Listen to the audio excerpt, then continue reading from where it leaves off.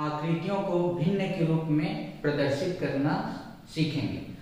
मतलब कि हम जो आकृतियां दी गई हैं उसको भिन्न के रूप में लिखेंगे। कैसे इन आकृतियों के लिए हम भिन्न बनाएंगे, तो आज की कक्षा में हम सीखते हैं।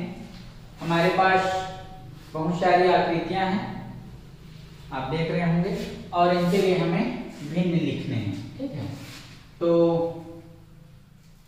चलिए पहली आकृति को लेते हैं।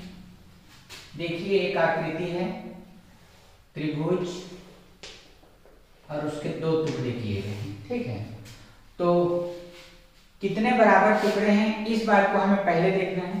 तो हम देखते हैं कि इस इकाई के दो टुकड़े हैं, एक दो, तो हम पहले बटा बना लें, और चूंकि कुल कितने टुकड़े हैं, दो, तो नीचे हम लिखेंगे दो, कुल टुकड़ों की संख्या या कुल भागों की संख्या। ठीक है, अब हमें देखना है कि इसके कितने भाग रंगीन हैं या छायांकित हैं, भरे हुए हैं। ठीक है, तो भरे हुए कितने भाग हैं, तो देखिए कितने भाग, एक, तो ऊपर में लिखेंगे एक, और इसे हम पढ़ेंगे 1/2।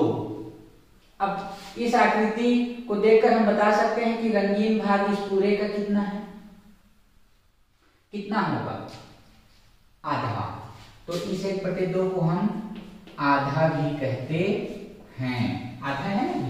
अगर हम इस पूरे आकृति को लेकर देखें, इस रंगीन भाग को, तो इस पूरे आकृति का यह जो रंगीन भाग है कितना है, आधा है। ठीक है, फिर एक देखते हैं, गोला है, वृत्त है, और वृत्त में हम सबसे पहला काम यही करेंगे कि हम कुल भागों की संख्या को गिनेंगे।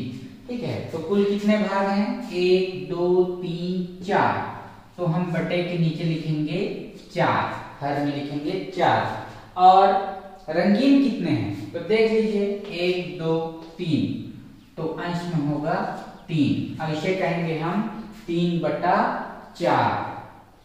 ठीक है, अंश में 3 और हर में 4, और क्या पढ़ेंगे इसे कहेंगे 3/4। ठीक है, तो 3/4 भी हम कहते हैं इसे। आगे बढ़ते हैं, एक अन्य आकृति, यहां भी वही क्रिया दोहरानी है। कुल कितने भाग हैं इसे हम गिन लेते हैं, 1 2 3, तो हर में होगा 3, और कुल कितने रंगीन भाग, तो 1 2, तो अंश में होगा 2, तो इसे हम पढ़ेंगे 2/3, या इसे हम कहेंगे 2/3। 3 हिस्सा है तो तिहाई, 4 हिस्सा होगा तो चौथाई, तो यह होगा 2/3। फिर आगे बढ़ते हैं, कुल कितने हिस्से गिने, 1 2 3 4, तो हर में होगा 4, और कुल कितने भाग रंगीन, तो 1 भाग रंगीन, तो यह होगा 1/4।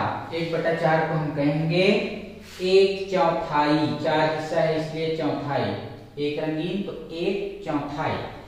और आगे बढ़ते हैं, फिर वही काम कि कितने भाग हैं, 1 2 3, तो इस इकाई के 3 भाग, तो कुल 3 भाग नीचे, हर में 3, और कुल कितने भाग रंगीन, 1 भाग रंगीन, तो अंश में 1, और इसे पढ़ेंगे 1/3 या 1/3, कुल 3 हिस्से तो 1/3, 1/3। और आगे बढ़ते हैं, अब देखिए इस इकाई के कितने भाग हैं, 1 2 3 4 5, तो हम बटा के नीचे हर में लिखेंगे 5, और कितने भाग रंगीन, 1 2 3, तो ऊपर 3, और यह कहलाएगा 3/5।